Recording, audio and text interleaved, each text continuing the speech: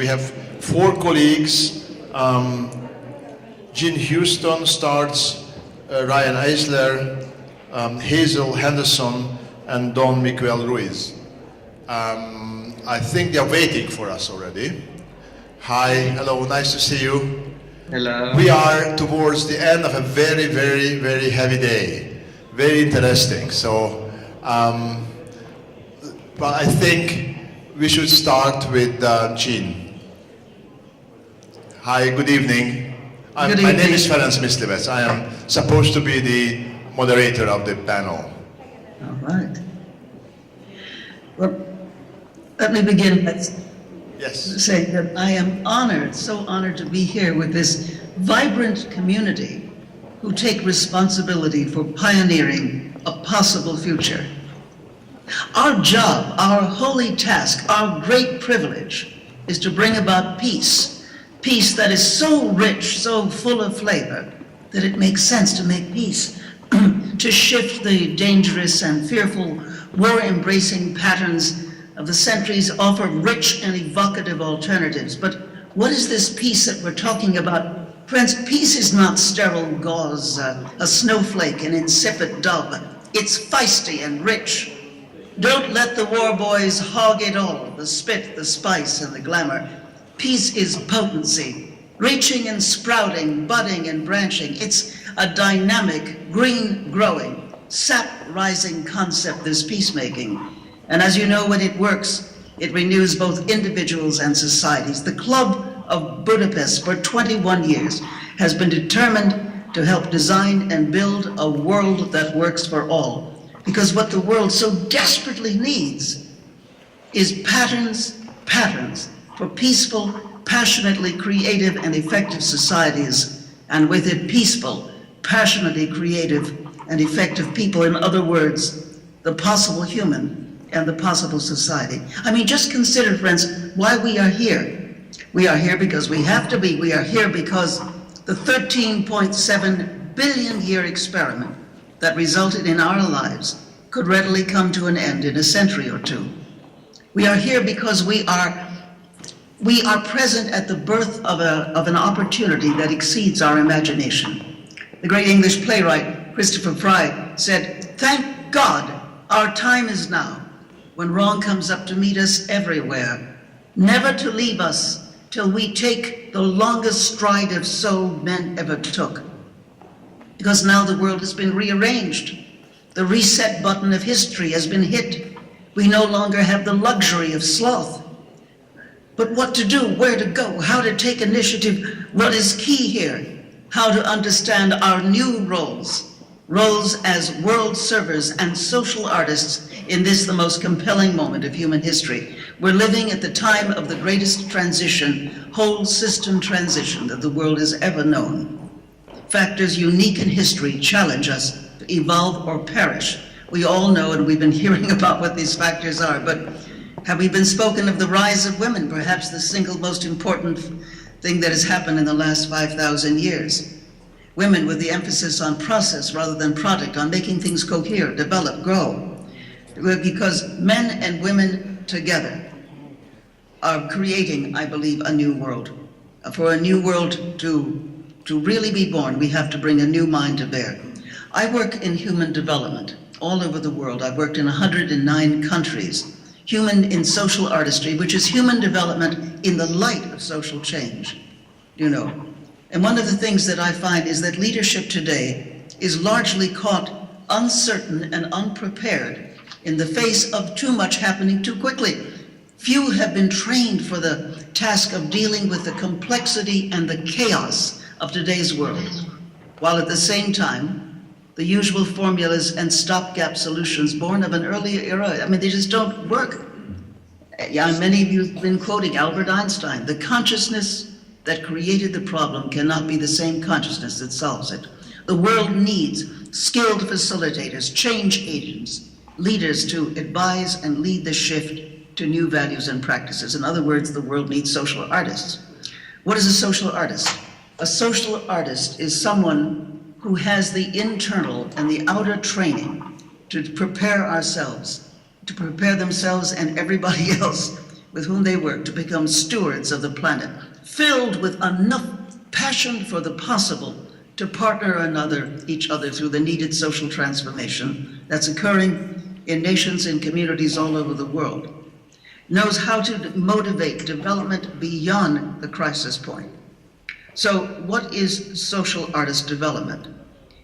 It is a kind of development that helps people train others to liberate their inventiveness, increase the ability to cooperate with each other, to raise levels of self-esteem. It is an art form insofar as it brings a range of skills and discipline to bear upon making a more beautiful and harmoniously functioning society. Social artists are people who work on themselves so as to be skilled to provide consultation, leadership, guidance for changing values, legislation, laws, the structures of their societies. They work at 4 levels. First, the extension of their sensory and physical capacities so that they are ever alert. They are conscious of the great variety of options and opportunities that are around them. They have both inner as well as outer sensory skills. They are thus able to move between cultures with the ability to enter into other cultures' belief systems, cultural styles. She or he learns to be informed on world issues in the context of different cultures and not just from the point of view of a particular nation or policy. The social artist is proficient in working interculturally and has the ability to adapt strategies from other cultures into the culture in which they are working. The social artist is psychologically adept, is not an encapsulated bag of skin dragging around a dreary little ego. The social artist, thus, with a has radical empathy, has a large psychological facility, has the tools to help people to work in collaborative networks and move away from hierarchies and power structures. He or she is one who helps cultures and organizations move from patriarchy to partnership and from dominance by one economic culture or group to circular investedness, sharing, and partnership. The social artist is one who helps in what we would call the mythic level, the storied level, helps bring about the new story. I worked for years with the great mythologist Joseph Campbell, and he's told me once before he died, Gene, you know, the new myth that is emerging is not just about men and women and many different cultures and all ages and ethnicities working together. It's ultimately about the planet herself. So it is, how do we find the new story that is about being steward of the whole planet? That's part of the new mythos. And of course, the social artist is spiritually sourced. Erwin Laszlo has provided such an extraordinary gift to us by showing that we do not simply live in the universe lives in us, and we have access to the quantum mind, to the mind that is the mind of the maker, that we have access to patterns, possibilities, understandings, that if we can tap into the spiritual source together, we gain great knowledge of what our possibilities are. Oh, friends, we are at that stage where the real work of humanity begins. This is the time and place where we partner creation in the recreation of ourselves, in the restoration of the biosphere, in the assuming of a new kind of culture, what we might call, what the Dalai Lama refers to as the culture of kindness, where we live daily life in such a way as to be reconnected and charged and intelligenced by the source of our reality, so as to become liberated as to our inventiveness and very engaged in our world and our tasks. Now there's a quickening, and that's what your conference is about. There's a quickening, an almost desperate sense of need for this possible human in us all to help create the possible society and the possible world, if we are to survive our own personal and planetary odyssey and come safely home to the world which truly can work. And this, I believe, is a key to the work and the success of the Club of Budapest. Thank you very much.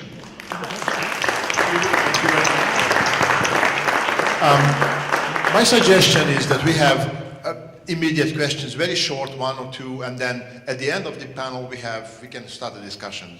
Are there any immediate questions? Jean, what occurred to me, you mentioned peace at the beginning of your talk. Peace. Yeah. When is the peace movement? We have more wars today than before '89. Before '89 we had a lot of peace movements. I was part of it, East-West, etc. European nuclear design. So where are the peace movements? Well, I think the peace movements are being regenerated in the hearts and minds of people all over the world. Certainly in my constant travels, that's really what I find. But I think it's coming under a different name. It is not the name as the usual peace movements. It's more looking toward a world that works, such as the Club of Rome the Club of Budapest has ignited and has been a pioneer in. So I think it is taking on different names because the old name did not work. As I said, it's not the insipid dove. It is rich, it is powerful. I think it is in the power of the new strategies and the new design, and above all, the image of what this world can actually look like. Thank you. Now, we should move towards another topic, green economy. Hazel, you are writing about the green economy. Is it really feasible? Maybe in certain parts of Europe, or in Sweden, in Scandinavia, or everywhere in the world? Hazel Henderson. Well, first of all, thank you for inviting me to this wonderful meeting. I wish I were there in beautiful Budapest. But yes, the green designation, the green economy, is really much too narrow. And I like to remind us that the human family has evolved now to colonize this planet, and our successes so far are based on the stored productivity of plants in fossil fuels and their technology of photosynthesis, which provides all human food and our life support system. That's what I mean by the green economy. And it's everywhere, and we already rely on it. And human technology evolved in many brilliant ways, and now it's focusing on returning to the moon and going to Mars. And yet, as our dear sister Barbara Marx Hubbard emphasizes, the greatest gift of humanity's space programs is showing us our beautiful, fragile planet's place in our solar system and the vastness of the universe. And we survive because of that shower of photons from the sun every day, which plants have learned how to utilize and provide us with our human life support. Now, human awareness of these planetary realities is expanding. And it's expanding our collective consciousness, and we see and experience the crises of our limited vision and the older technologies we've created. And so the planet and other life forms' decline are mirroring back to humans these unsustainable ways of being and behaving. So our globe-girdling technologies, you know, the jets, the satellites, the internet, social media, can accelerate or retard our global awareness and our social learning and empathy. And all of today's crises are really of our limited perception and the necessary learning experiences that they're creating for us. So let's remember too that stress is evolution's tool, and breakdowns drive breakthroughs. So, for example, today's global financial casino will continue producing crises until it is redesigned to serve real human development and to keep the real green planetary economy intact and whole. And until we understand that money is not wealth, and until it adopts broader metrics of quality of life, democracy, human rights and responsibilities, health, education, social inclusion, and environmental sustainability. All of this is happening now. As crises accelerate, so does human awareness, concern, but also panic and fear. And we can and must reject the politics of fear and violence. We see it failing all over the world. And we need now to envision our next evolutionary step in caring for this green economy, building sharing economies, cooperative production and ownership, universal education, building local communities, expanding communications and public services, restoring our environment, and most of all, shifting to that cleaner, knowledge-richer, more equitable, inclusive, green societies that we now can have worldwide. And this has been my life's mission, and it's the mission of my company, Ethical Markets. We're just celebrating our 10th anniversary, not yet the 25th like the Club of Budapest. So our program, we have a green transition scoreboard which measures the private investments going into building solar, wind, energy efficiency, all of the new technologies in harmony with nature's green economy. And we have a TV series which is distributed worldwide and you can watch on your computer anytime, called Transforming Finance, where I have been interviewing all of the pioneer asset managers in the world that I know who are building portfolios free of fossil fuels, free of weapons, and all focused on the real global green economy. We also have the principles of ethical biomimicry finance, which we license to asset managers to teach them the new perspective on investing. And we are now at the 10th anniversary of our Ethic Mark Awards for advertising that uplifts the human spirit and human potentials for our future. And the reason that we focus on advertising, this is a $500 billion global industry, largely based on the old values, the materialistic values. And so we are showcasing all of the new advertising which really does uplift the human spirit and show our new potentials. And our current awardees, some of these advertising campaigns are fabulous, and you can watch them if you go to our website. We also now have produced the Ethical Money Directory, which is a list of about 150 asset management companies who are creating the new financial system which is fitted within nature's principles. And we have developed now our own MOOC, and we hope to be able to work with Irvin and the Club of Budapest.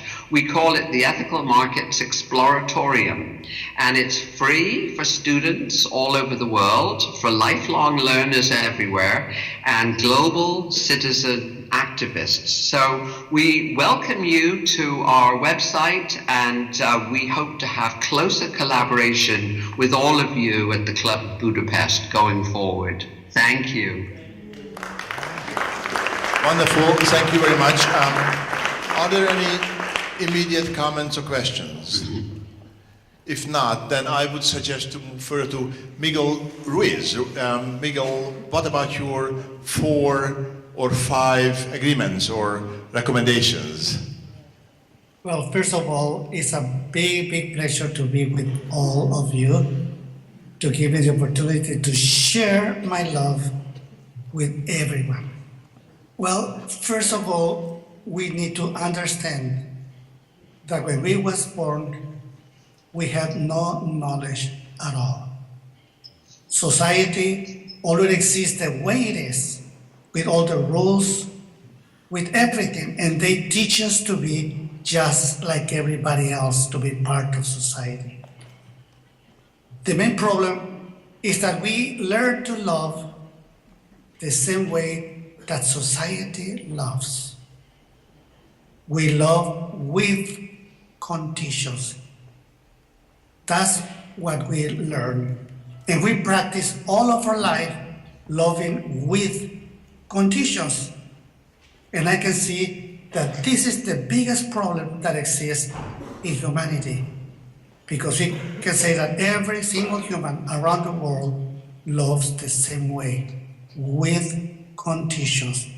That's how we was educated, with conditions. I love you if you let me control you. I love you if you do what I want you to do.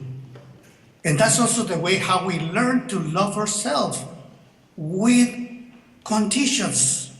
We are not good enough if we don't fulfill the way we should be. But we know that we are not. We have failed to be the perfect one that everybody expects us to be. We cannot be as perfect as we wish to be. And this is how we start looking for perfection. And the whole problem is because we learn to love with conditions. This is how we love ourselves. This is how we love our parents, our beloved, our children. And this is how we love our friends. We love everybody else with conditions. We love them if they do what we want them to do. But everybody loves us in that way also. They love us if we behave the way we want us to behave.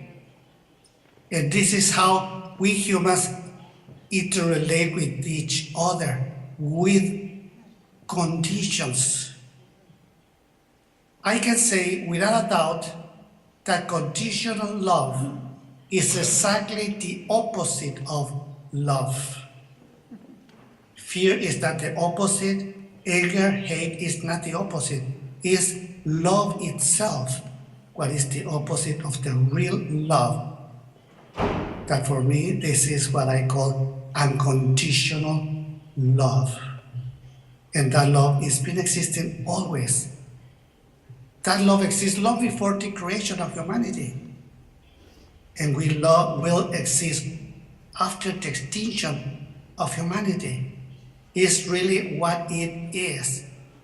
But we perceive love, we distort it, and we use it in order to communicate with one another. Then the whole problem is that we love with conditions. We love ourselves with conditions, and this is why we don't have that inner peace. That's why we don't accept ourselves just the way we are. We always try to be something else. And we pretend to be something else. We learn to pretend since we were children. We grow up learning to pretend, practicing what we believe we are. It is how we present ourselves with everybody. We create that story of our life. A story that is just a story, is not real, and is only true for us, but for nobody else. If we can understand that point that is extremely important, and we can find that inner peace, we find it when we accept ourselves just the way we are. When we accept ourselves just the way we are, now we can accept anybody else the way they are, and we no longer try to control them. We no longer love them with conditions. Of course, we practice conditional love all of our life. And this is how we learn to deal with every single thing around us. In our business, at school, in religion, in everywhere, we try to impose our point of view. And we want that everybody react to that point of view. And this is how we create all those conflicts. First, the conflict in ourselves. And that the conflict with other people that we don't agree. And because of conflict, we create the injustice, we create the violence, we create war. And we are looking for peace when we don't even have peace inside ourselves. Then we should try to find that in ourselves first. to love ourselves with no conditions first, because we cannot give what we don't have. We want peace, well, let's get peace inside of us. We want justice, let's find justice inside of us. We want love, okay, let's find love inside ourselves. And then we can share it with everyone. I think this is what will change humanity completely. Maybe not today, not tomorrow, not in the next 100 years, but we all are going in that direction. We are evolving. We are returning to that unconditional love that really exists. We all perceive that unconditional love. You know, if we remember the moment that we have our first child in our hands, what we feel for that child, we don't expect anything from that child. We can do whatever, give it even our own life for that child. Well, this is unconditional love. If we can shift our point of view, we really can see the result of how conditional love distorts the story of our life. And this is what we share with everybody around us, and this is what we perceive from everybody around us. You know, we all know that science and technology is evolving extremely fast, but psychology is way behind. And it's behind because we still love with conditions, and we don't even know that our love is conditional. We love our child so much, but with conditions. If our child don't do what we want them to do, then we try to punish them. We take our attention away from them. The same with our beloved, with our parents, with anybody in the business, in any direction. Then this is the main problem, that we love with conditions. And then my problem with ourselves is that we love ourselves with conditions, because we have the image that we should be much better than what we are, and we pretend to be that better.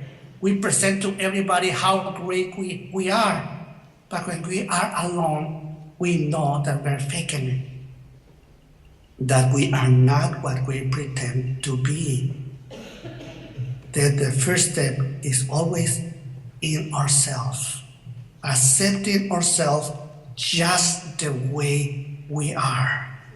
If we can do that, we can see that just like magic, all our problems start dissolving, because we gain something extremely important: respect. Something that we lose since we were children. We pretend to respect, but we don't respect. And respect, how to begin also with ourselves. That we respect what we are, we respect our own dream, we respect our own story, and then we can respect everybody else, because we will find out that the same way that we live in our own story, that is just a story, it's not real, we see that everybody around us do exactly the same with their story. And in that way, we really can see how everything may change. We want peace, we want justice, we want to stop violence. Okay, let's stop with ourselves. Let's continue with our family.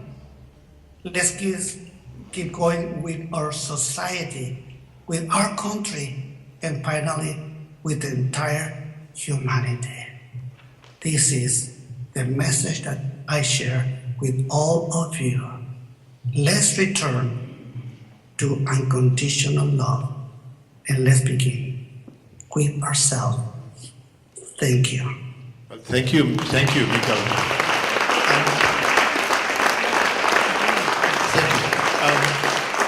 Miguel, I'm sorry because we don't have a chance to talk to you tomorrow when we will conclude and we will have a panel discussion. So let me ask a practical question. I very much agree with your your assumption about unconditional love. But the world is full of unconditional hatred today, violence, war, more than we have thought about that. So how to transform? But do you have any suggestions, any practical solutions, a platform for activity? How to transform unconditional hatred to unconditional love? Well, something that I tell wherever I go, in all the lectures that I do, when I speak with all the public, I tell them, please help me to change the world. Of course, I'm not talking about the entire humanity. I'm talking about the world that we create in our own head, our own world, because we are the artists who create the story of our life. We create our own love. Then if we are able to change our own world, we can see that as a ripple of wisdom that will go around the rest of humanity. First, with the people who are close to us, with our family, our friends, the people who learn from us. And that will keep growing and growing and growing. And this is exactly what happened with this book, The 4 Agreements. It's just a proof of the impeccability of the world. Very small, but it's for everyone, since people who hardly went to school to the most intelligent people in the world. And every time that we read the book again, it feels like we're reading a completely different book. But it's not the book who changed. We are the ones who change. And this is something that goes all around the world. It's been translated in 39 different languages and keep growing. After 17 years, it still is one of the books that is sold more in the entire world. And it's because it had that simplicity. It comes directly from our integrity. It comes from that unconditional love. That's what I put in those pages. It's the way that I go with everyone. Then this is a key for each human to go inside themselves and change the world that they create. And like I say, just like magic, that goes a ripple all around. And I think that in maybe 1,000 years, or a couple of thousand years, humanity will be completely different. We are already evolving. If you just imagine that tomorrow you wake up 1,000 years in the past and see the way they live their life, all the superstitions that they have, how fanatics they are, defending all the lies. You see the Inquisition. Well, you see that we evolved a lot in 1,000 years. For us, we are barbarians. But if someone comes from 1,000 years in the future and see what we are doing with ourselves right now, they will see that we are barbarians. We still love with conditions. We try to impose the way of thinking and make everybody to act the way we suggest for them to act. No, it's not about to impose. It's just about to love, to respect, to let everybody be the way they are. But of course, it still is an utopia. To interrupt, but we have a 4th speaker. We are not sure if she is with us. Riane Eisler. Riane, are you here? No. It's Riane and I'm here. Hello. I can. Yes. Hello, I can see you. Can you? Well, we can see you, but we don't see any movement. So would you mind to follow the way of thought of the previous speakers? Well, can you see me and can you hear me? Yes, we can hear you, and thank you for joining us. Can you hear me? Yes. Can you? Yes, can you see me? I can't tell if you are. We hear you and we see your photo, but we don't see any movement. Oh, how sad. Well, anyway, I am here. I have my camera on and I don't know what the problem is. But it's a pleasure and an honor to be with you. I wish I could be with you in person, but I am with you in spirit.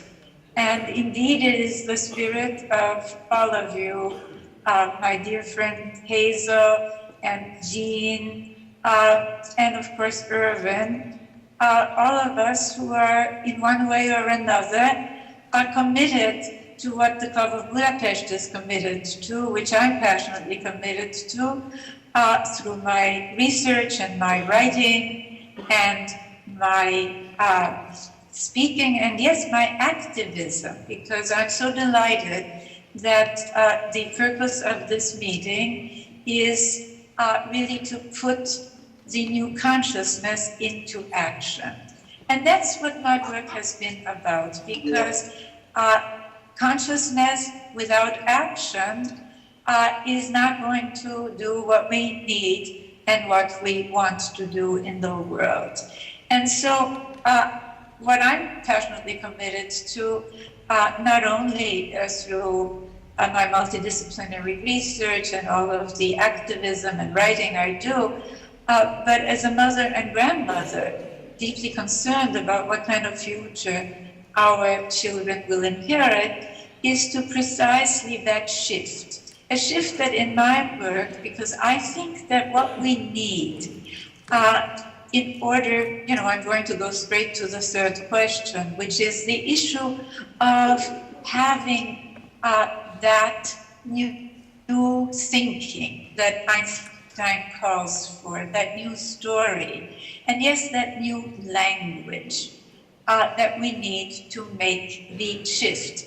And so what I've done through my work and through my research is to not only develop new language, but new models, a new model of what we need to shift from, because we keep hearing so much about cultural transformation, but the question is from what to what? And the first question that came up in my research was very simple, which is that if we look at the world through the conventional categories of right versus left, or religious versus secular, or Eastern versus Western, or Northern versus Southern, we see that in every one of these categories, we have seen very repressive, very violent, very inhuman societies. So it became very clear to me that that's not, that this whole old conversation, including capitalism versus socialism, is very antiquated. And in my research, I began to see patterns, configurations. And I just want to very briefly tell you about those, because it really relates to our last speaker about where we need to start. And we need to start from the ground up. Most of these categories fail to take into account where we all learn, which is in our family, in our early relations, where we first learn what is normal or abnormal, moral or immoral, possible or impossible. And the categories that I want to tell you about are what I call a partnership system or a domination system, and they transcend the old categories. For example, you can have domination systems, Hitler's Germany, Khomeini's Iran, the Taliban of Afghanistan, Idi Amin's Uganda. They're all domination systems, even though they're different. The partnership side, and no society orients completely to either one, but the partnership side of the spectrum is what we're beginning to move toward, which is a society in which, be it in the family or in the tribe or the nation, rather than these top-down rankings of domination, what I call hierarchies of domination, relations are based more on linking, and yes, on what I call hierarchies of actualization, where in terms of the books that I'm best known for, The Chalice and the Blade, which is now in 25 languages, power is not the blade, the power to dominate, to destroy, to take life, but rather the power to give life, to nurture life, and to illuminate life. It is actualizing power. It is power that really helps us develop. So my research has focused on one thing, which is what kind of society, because we humans have the capacity for all kinds of behaviors. We can be very caring, we can be very cruel, we can be very aware of others, or we can be very insensitive. We can be more peaceful and more violent. So what kind of society, what kind of social institutions, starting with the family, but all the way to education, religion, politics, economics, will support or inhibit the actualization of these more positive human potentials? That, I think, is the big question for our future.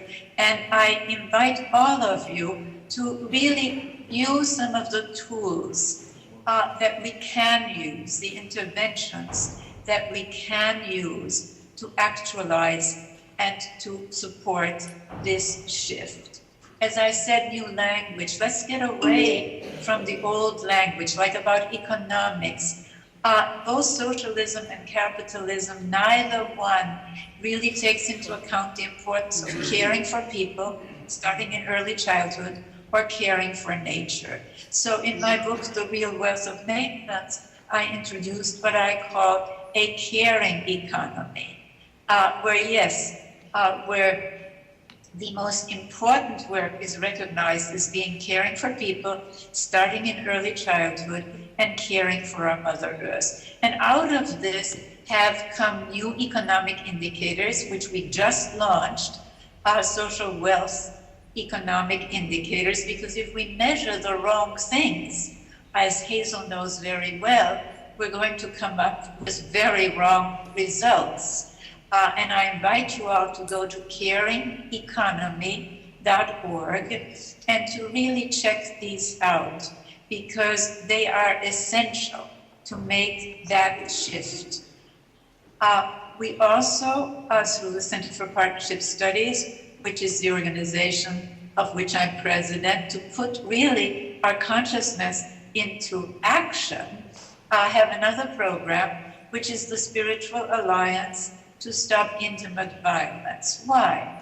Because if we accept, as so many people still do all over the world, that it's all right to use violence to impose your will on others, be it a child or be it a woman in a family, children learn a very important and very lethal lesson, which is that it's okay, even moral, to use violence to impose your will on others. I also invite you to check out the new journal that we have just launched, which I'm very excited about. It's housed at the University of Minnesota. It is called the Interdisciplinary Journal of Partnership Studies. Yes, it is based on my work, and I'm just very honored and very excited about that. And it is a peer-reviewed, online, free journal. And I invite all of you to check out our first inaugural issue. Thank you very much. We are going to do so. Yes, let me just finish. Sorry to interrupt, Riane. We have here. It's called transformation. Do you hear me, Riane? Hello. Yes, I heard you. Sorry to interrupt. I say we are. We are towards the end of a very, very, very rich day, and we would like to use the opportunity that you four are online to talk to each other. If you have any questions or suggestions to what the others were saying, I would be very happy to hear that, and we would then I would give the word to the floor to the audience. Jean or Hazel. Well, I would just like to appreciate so deeply the work of both Jean Houston and Riane Eisler that have enriched my understanding, and how deeply I support what Riane is doing with the new indicators that she has just launched, that we are very happy to support. And also Jean's brilliance in her work in the world on social artistry. And of course, Irvin's long contribution over so many decades to the consciousness of all of us. So thank you all very much.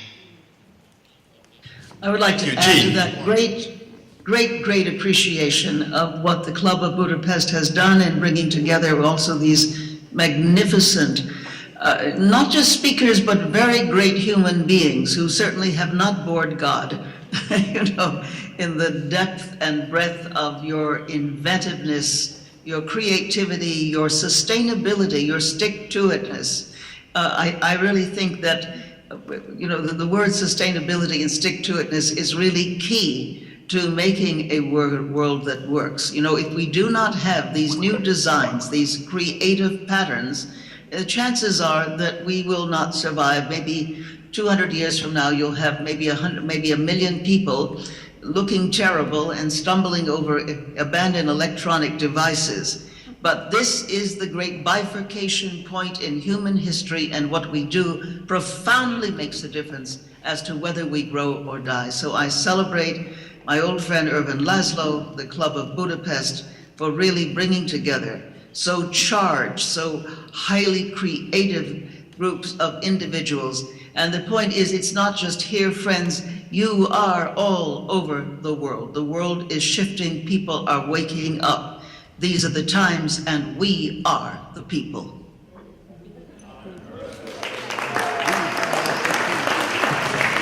I'd like to ask Laszlo Ervin to say something. What I'd like to say to all four of you, a great big thanks for being here. I wish you could be here in person, but this is the second best. We hear you, we love you, and we have, at least some of you have one question.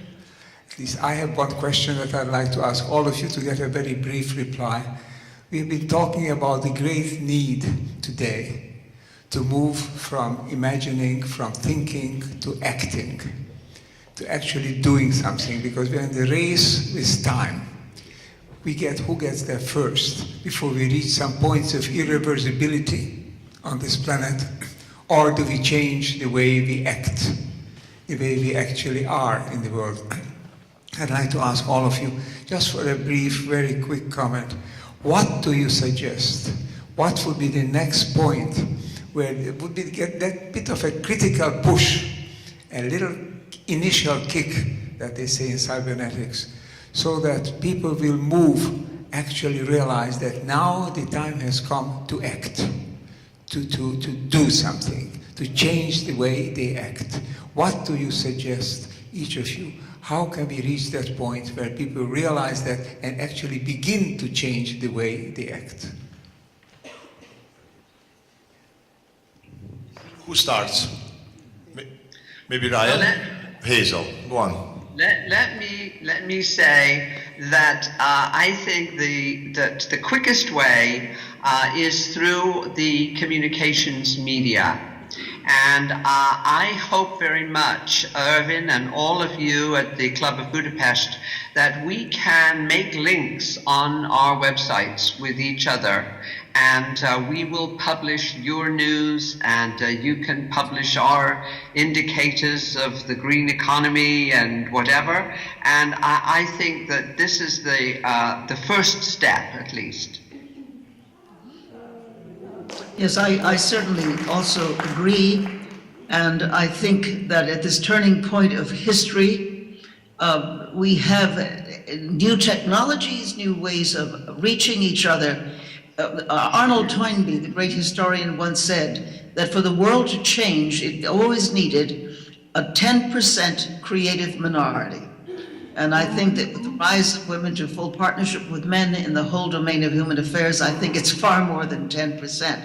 I myself, because I travel so much, I am actually optimistic, and I think Ervin, who travels probably equally to me, is also so. For what we see is more than pockets. We see a rising tide of people becoming conscious of their responsibility to make the changes. And I think that we just have to make that much more out there, in your face, so that it is not just, marching for one thing or the other, fine as that is. It is an inner march. It is an inner march, a testament to the fact that we are in the great times of shift, and by golly, we are all in it together to make the difference. We have become stewards of the earth process, of her biological governance, and if we do not realize that and create training groups, teaching, learning communities, literally all over the world, doing their own inner development. Margaret Mead, on her deathbed, said to me, if we're going to survive and green our time, it's a question of people getting together everywhere in teaching, learning communities, growing, developing, and out of the new passion for the possibilities of our time, going out and profoundly making a difference. It is ultimately learning, teaching, training, and co-creating together. Thank you, Jean. Riane, we can see you moving now, so your turn. Well, I'm so glad to see me. And it's Riane, not Riane, but that's okay. I agree with both Hazel and with Jean very much. First of all, on using the new technologies of communication, also on the enormous importance of the international women's movement and the children's movement, the movements for women and children's human rights. I've worked in this for decades. And yes, there has been progress, but these are foundational relations. These are models for all relations. We've got to focus more on those really formative relations. We know from neuroscience that what children observe or experience when they're small makes all the difference, not only in their attitudes, but in how their brains develop. So there are 4 interventions. One is childhood relations, the other is gender relations, the third is economic relations, and the 4th is stories. And communicating these, Jean talked about these groups. We have webinars, and again, go to caringeconomy.org, because we have cultural transformation webinars, we have caring economy webinars with specific tools that you can use, because this is about showing that there is a better alternative. It's not just about showing that there's something wrong, deconstruction, it's about reconstruction. And this is why these new ways of thinking, the shift from domination to partnership, the hierarchies of domination, because we need leaders, we need managers, we need parents, to hierarchies of actualization. It's a whole new and caring economics rather than getting stuck in this capitalism, socialism debate, both of which are not going to get us forward. So I, like Irvin, like Hazel, like Jean, am optimistic. In fact, I sometimes say it as a joke. When I get depressed, I think of the European Middle Ages, a complete domination system, right? And oh yes, women, they were so devalued, and so was women's work by caring, that theologians actually seriously argued about whether woman has a soul. Now this didn't happen by itself. It happened through human agency. And that's what is our challenge. But we have to we wouldn't build a house, would we, without a floor plan. And the floor plan I would like to suggest to you is the configuration of a partnership system. Equal partnership between the female and male halves of humanity, very important as a model for all relations.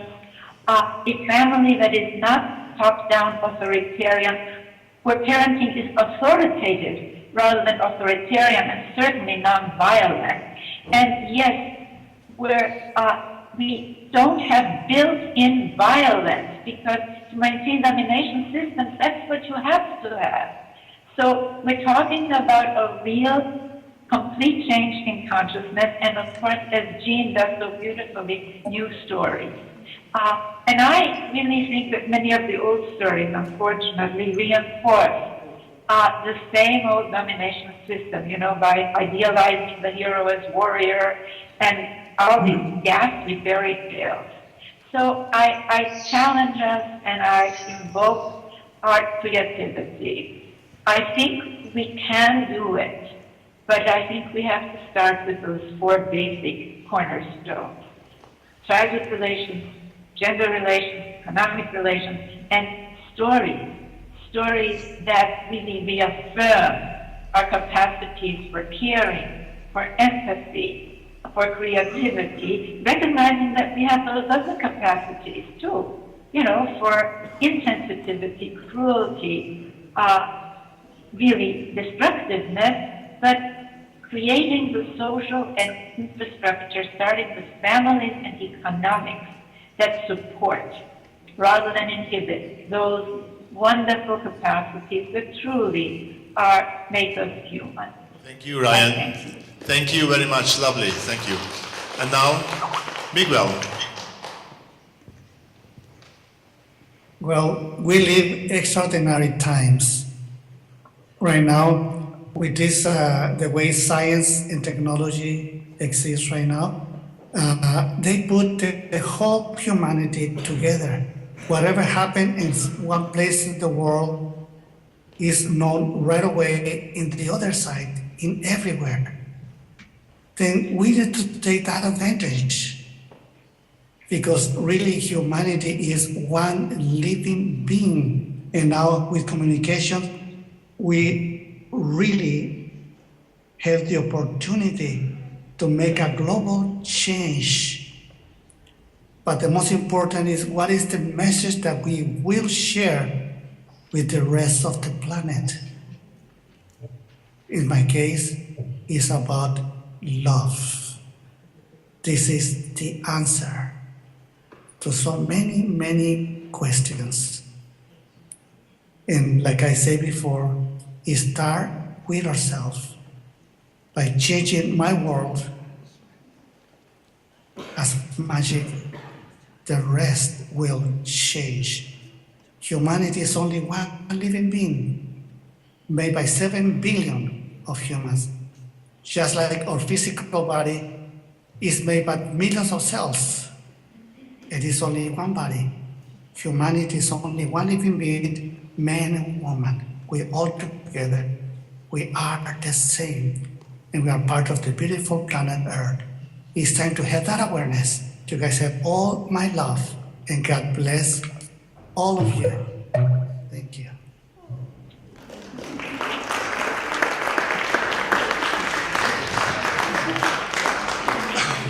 Well, thank you very much. I need to ask the question, if you have any questions. Yeah? This is Jody Jensen. Yeah. Come out, Jody, because they have to record it.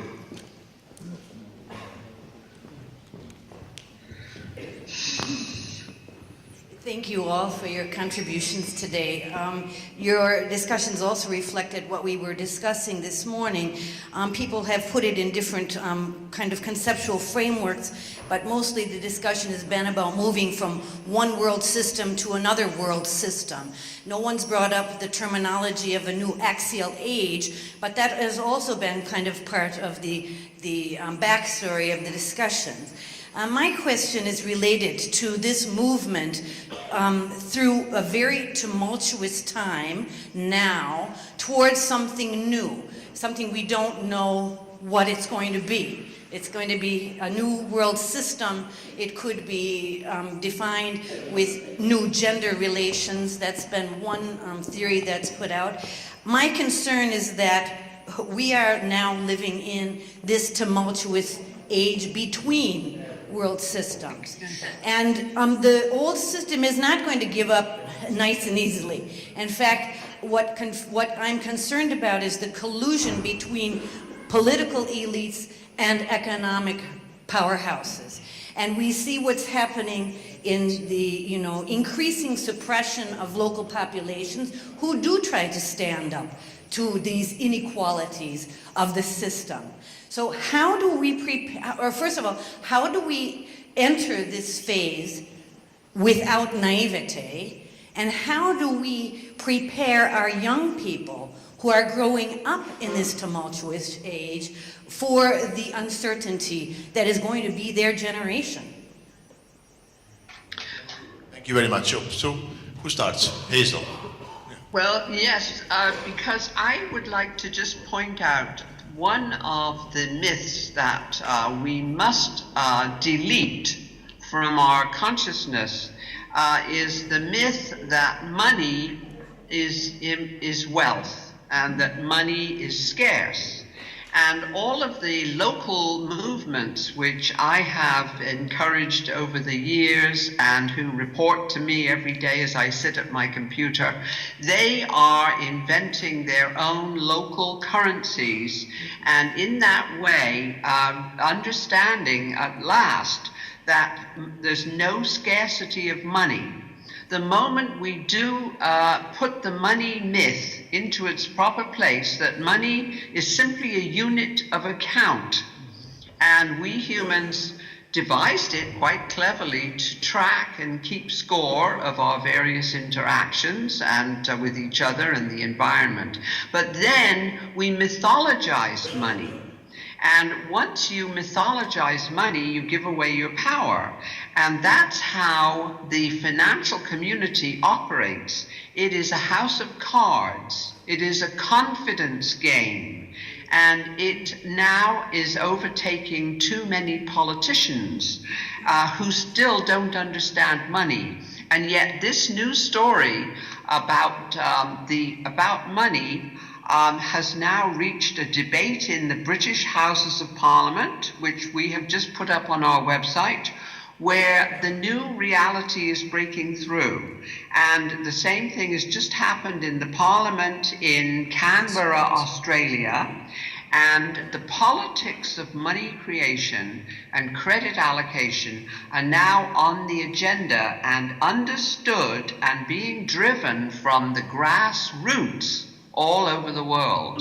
So this is what we have to understand, is the grassroots are teaching the politicians and the financial sector that we don't need their control anymore because we can create our own local currencies and local exchange systems. I'd like to, yes, that is wonderful, thank you. I'd like to also address... I'd like to ask some short answers because we're still moving on. Yes, go on. Jean. Well, the woman also spoke about this, the new axial age, the second axial age, which we are in the midst of. There's a rising tide of spirituality all over the world. Some think that the Zeit is getting geisty, that it really looks like the divine delicatessen, that people are really having access to all these different spiritual meta-technology, spiritual ways of being. This is a huge happening that is happening now. But at the same time, you have leadership. Really, one of the most preeminent is right there sitting with you, Ervin Laszlo, who is looking at the nature of spirituality and this rising tide of not just spirit, but of grassroots movements that are really turning the tide. We are at the end of one era. We're not quite at the beginning of the new one. We are the people of the parenthesis. And I think it is people of the parenthesis who have the power, the insight, the dignity, and the energy to really see where we could be going and to make the difference. Too often we are led and misled by the newspapers, the internet, that if it bleeds, it leads. We get only the bad stories. The fact is that we are being restoried all over the world, in science, in economics, in the grassroots, and that is what we have to look at, because if what you appreciate appreciates. Where you look and what you believe in is what brings the new dispensation into time. Riane? Any? It's Riane, but that's okay. Okay. I so agree with both Hazel and with Jean. I think that we really, however, have to go a little deeper if we're looking at what I've been looking at for a long time, which is hunger and poverty. And this is endemic. And it is not only the multinationals, and goodness knows that they have a huge role in what's happening today, but I'll get to that in a minute, but it is old traditions of domination. The mass of the world's poor and the poorest of the poor are women and children. Now, we have to stop talking about poverty in generalities because we can't solve it that way.